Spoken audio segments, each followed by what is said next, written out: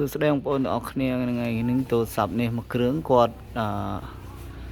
យកមកឲ្យមើលឲ្យហ្នឹងហើយគាត់ថាហេតុអីបានអត់មានកន្លែងថតអេក្រង់ហ្នឹងហើយថតអេក្រង់យើងដែលយើងពងសកម្មភាពយើងលេងអញ្ចឹង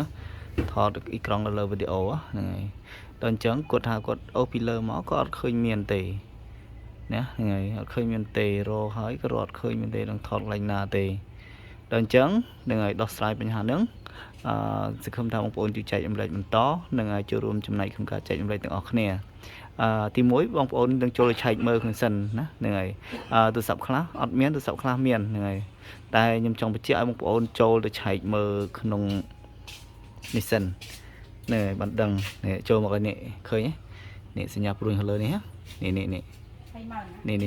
ឃើញគេដាក់នេះអានេះលើ Oppo បងប្អូននៅលើ Oppo ស៊ីទៀបទេហ្នឹងហើយចូលនឹងមកអាចចូលនឹងមកនេះបងប្អូនមើលខាងនេះជួនកាលបងប្អូនបានបន្ថែមទៅទេកន្លែងកំហំនេះគឺមានន័យថាយើងបានបន្ថែមចូលរួចហើយតែ QQ នេះយើងអត់ទាន់បន្ថែមចូលទេដល់អញ្ចឹងបើសិនបងប្អូនចង់បន្ថែមចូលបងប្អូននេះឃើញ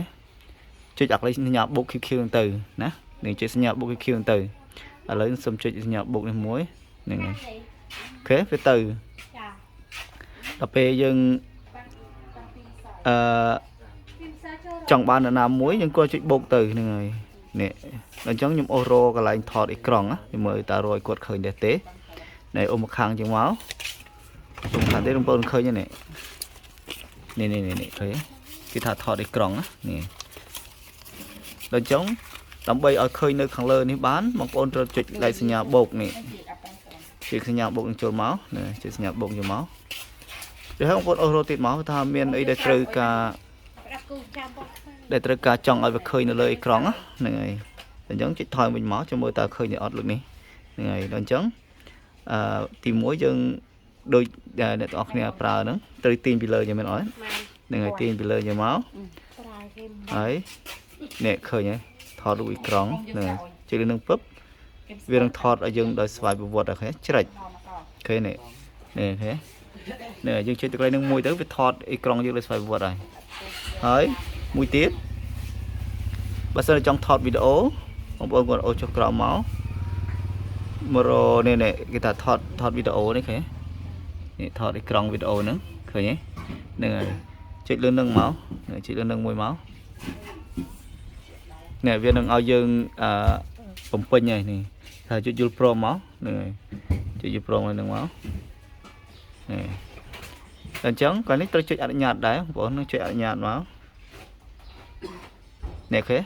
ដល់អញ្ចឹងអេក្រង់ហ្នឹងត្រូវថតឲ្យស្វ័យវត្តឲ្យថតជាវីដេអូបងប្អូនលេងសកម្មភាពអីក៏លេងទៅហ្នឹងហើយនេះអញ្ចឹងយើងប៉ះនៅលើនេះមួយមកខំនេះប៉ះនឹងមួយមកដើម្បីឲ្យវាដើរនេះវាណែនាំយើងដំបូង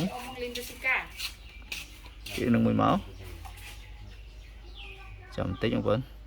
នេះវាដល់ពេលឃើញនាទីអញ្ចេះមានន័យថាអេក្រង់ហ្នឹងកំពុងតែដើរហើយអញ្ចឹងយើងដើររទៅនឹងយើងលេងទៅធ្វើម៉េចតែសកម្មភាពមិនគឺថតនៅលើអេក្រង់ហើយដល់អញ្ចឹងយើងចុចបិទវិញយើងចុចស្គប់អាហ្នឹងចាក់ក្រហមចេញមកនេះគឺជាការថតអេក្រង់រួចហើយបងប្អូនចូលទៅមើលនៅលើនេះយើងមកលើរូបភាពយើងមកគឺឃើញហើយណាបងប្អូនហ្នឹងហើយនេះគឺវិធីបំពេញបន្ថែមកម្មវិធីអេក្រង់ហ្នឹងហើយថតអេក្រង់